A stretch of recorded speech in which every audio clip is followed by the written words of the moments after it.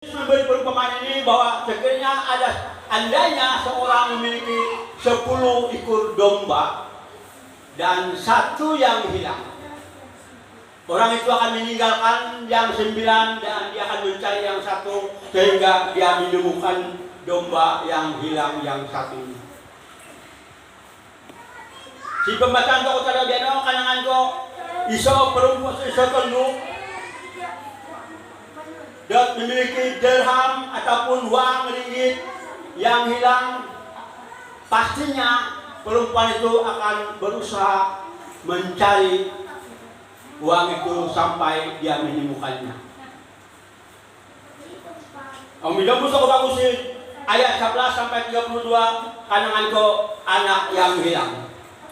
Anak yang hilang ini sering kali mendengar bahwa ada 2 orang adik-beradik dari seorang yang kaya, yang adik itu minta sebahagian, yang bahagian dia punya, dan yang sebahagian itu abang dia punya. Lalu dia membawa bahagian dia itu berfoya-foya menggunakan uang ataupun harta dia itu sampai habis dan akhirnya berada dalam keadaan yang kesulitan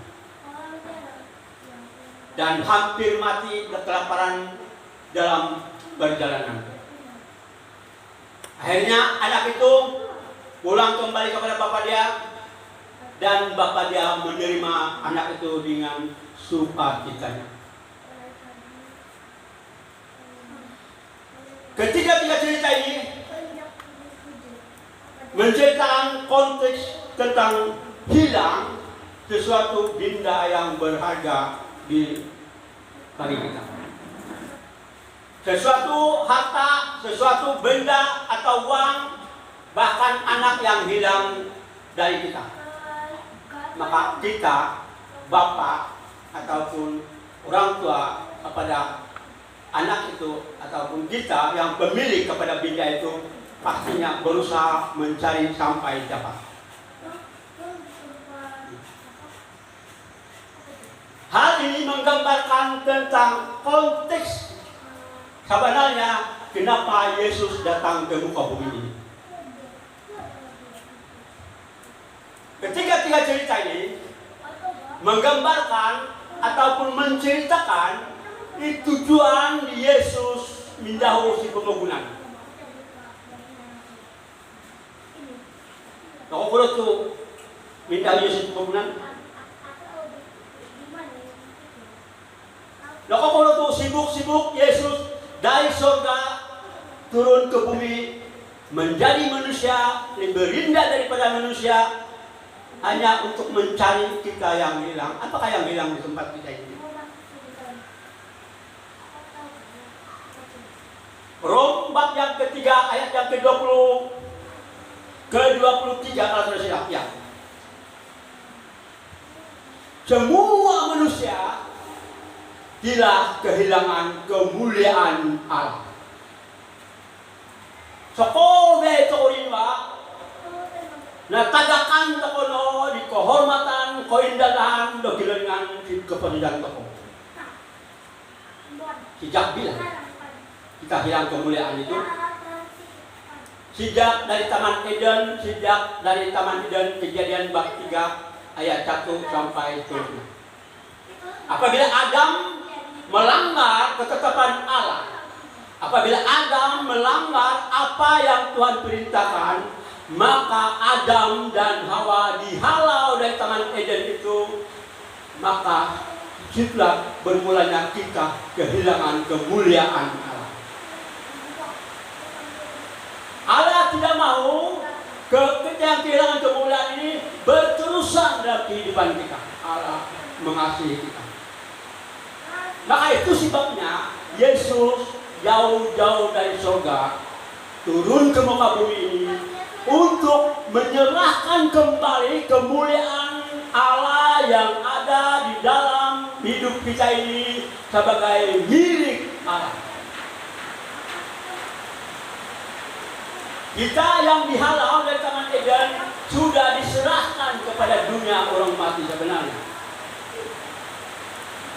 Itu sebabnya Allah mengatakan jika kau makan buah ini, engkau akan mati. Tapi hakikatnya, ini kadang-kadang masih lagi dalam perdebatan. Loh, Allah sudah mengatakan kalau Adam dan Hawa makan itu mati. Tidak. Mati sebenarnya begitu adalah kita sudah kehilangan kemuliaan Allah di dalam kehidupan manusia. Sehingga Adam dan Hawa melanggar ketetapan Allah di Taman Eden, Kejadian bab yang ketiga. Maka itulah Yesus yang adalah Allah sendiri. Yesus yang adalah pencipta segala sesuatu di muka bumi ini. Kitab Filipi bab yang kedua ayat yang ke-6 sampai yang ke-7.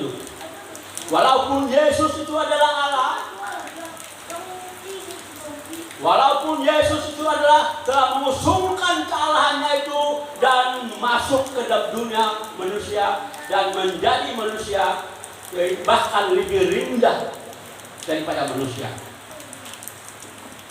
Apakah Yesus lebih rendah daripada manusia semasa dia di bumi ini?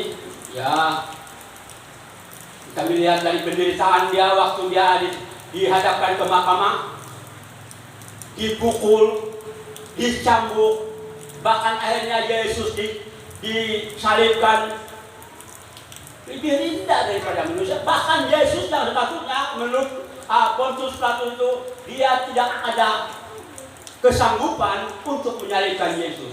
Yesus tidak ada bersalah. Yesus tidak pernah mencuri, Yesus tidak pernah merebut bini orang apa semua, Yesus tidak pernah melakukan sesuatu yang kriminal. Tetapi dia disalibkan. Kenapa dia disalibkan? Yesus disalibkan adalah karena dia mau mencurahkan darahnya itu di kayu salib, dan melalui darah Yesus itulah kita akan ditebus dari kuasa dosa. Kita akan ditebus dari iblis. Kita akan ditebus dari dosa pelanggaran nenek moyang kita Adam dan Hawa melalui darah Yesus itulah. 1 Petrus bab 1 ayat yang 18 sampai 19. Di situ Petrus menjelaskan, atau tidak tahukah kamu bahwa kamu sudah ditebus dari salah hidupmu, dari dosa nenek moyangmu, melalui apa? Yaitu melalui darah Yesus Kristus. Itulah tujuan Yesus datang ke bumi ini.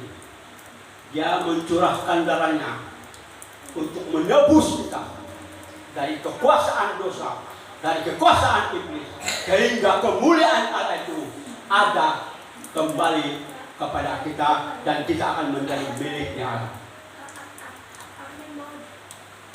Kita bukan ditebus oleh Yesus melalui uang ringgit. Kita bukan ditebus oleh Yesus melalui ibadah dia. Kita bukan ditebus oleh Yesus melalui segala apa yang dia lakukan. Apa yang orang sebelah paham ini bahwa surga ini sebenarnya boleh dipilih dengan cara kita mendekatkan diri kepada Allah, bersedekah, beramal, bahkan mengamal liturgi ibadah. Mereka memahami begitu, tetapi kita tidak. Kristen kita hanya mampu ditebus dari kuasa dosa melalui darah Yesus Kristus. Kita ingat paham betul ayat ini. 1 Petrus bab yang pertama ayat yang ke-18 sampai yang ke-19. Bukan dengan barang fana, bukan dengan barang-barang berharga di bumi ini, tetapi melainkan dengan darah Yesuslah kita ditebus, melainkan darah Yesuslah kita disucikan, melainkan darah Yesuslah kita segala dosa-dosa kita dapat diampuni. Sebab Yesus mengatakan di dalam Injil Matius bab yang ke-26 ayat yang ke-28, inilah darahku, darah perjanjian antara aku dengan kamu. Untuk apa? Untuk pengampunan dosa kamu. Maka hanya melalui darah Yesuslah ada pengampunan dosa. Sekalipun kita pergi Arab sana mencium batu aswad. Kita cium sampai membersih, mempuji itu batu aswad sana, kita cium. Jadi bagus kalau cium bagusin, laku. Jadi kalau terbang pergi Arab sana. Sini pun banyak batu juga nih. Dan saya putuskan tidak boleh masuk penjara lagi. Tapi hakikatnya mereka memahami bahwa kalau kau pergi datang sana dengan mencium batu aswad itu, dosa kamu semua hapus. Tidak. Yesus mengatakan, inilah darahku, darah perjanjian untuk aku dan kamu, untuk pengampunan dosa kamu. Hanya melalui darah Yesus dapat mengampuni, menyucikan dosa kita. Tidak ada cara lain. Dan kalau kita sudah diampuni dengan dosa, maka kemuliaan Allah itu kembali sudah kepada kita. Yang hilang itu. Dan itu yang Yesus cari. Kemuliaan Allah yang hilang itu dari Taman Eden, oleh karena pelanggaran, oleh karena dosa. Dan apabila dosa kita dihapuskan, disucikan oleh darah Yesus, maka kemuliaan Allah itu sudah berada kembali kepada kita. Amin. Ini yang kita banggakan. Ini yang seharusnya kita banggakan sebagai orang pengikut